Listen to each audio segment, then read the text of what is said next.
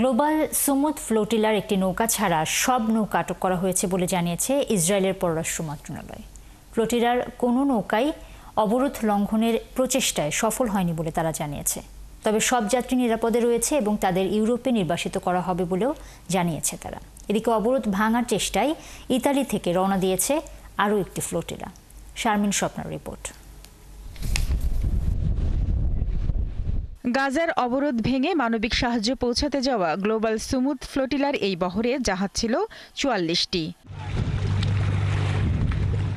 কিন্তু গাজা থেকে ১২৯ কিলোমিটার দূরে ভূমধ্যসাগরে থাকা অবস্থায় বুধবার রাতে ফ্লোটিলায় বাধা দেয় ইসরায়েলি বাহিনী। বৃহস্পতিবার স্থানীয় সময় ভোর ৫টায় তাদের গাজা উপকূলে পৌঁছানোর কথা থাকলেও তার আগেই নৌবহরে হামলা চালায় ইসরায়েলি নৌবাহিনী।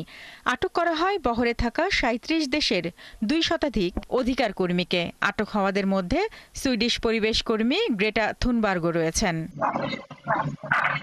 পরে বৃহস্পতিবার ইসরায়েলের পররাষ্ট্র মন্ত্রণালয় জানায় ফ্লোটিলার একটি নৌকা ছাড়া সব নৌকা আটক করা হয়েছে। এছাড়া আটক সব যাত্রী নিরাপদে রয়েছে ও তাদের ইউরোপে নির্বাসিত করা হবে বলে জানায় তারা।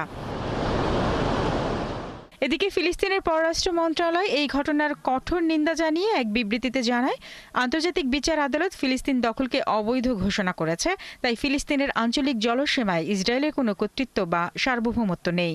অন্যদিকে গাজায় অবরোধ ভাঙার চেষ্টায় ইতালির সিসিলি থেকে গাজার উদ্দেশ্যে রওনা দিয়েছে আরও একটি ফ্লোটিলা। বৃহস্পতিবার সংবাদ মাধ্যম আল জাজিরা এ তথ্য জানায়।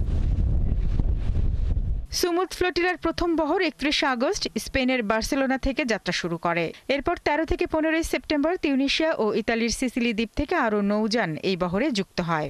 এছাড়া গ্রিসের সাইরাস দ্বীপ থেকে পরবর্তী সময়ে আরও কিছু নৌযান ত্রাণ নিয়ে বহরে যুক্ত হয়। শারমিন স্বপ্না, ৭১।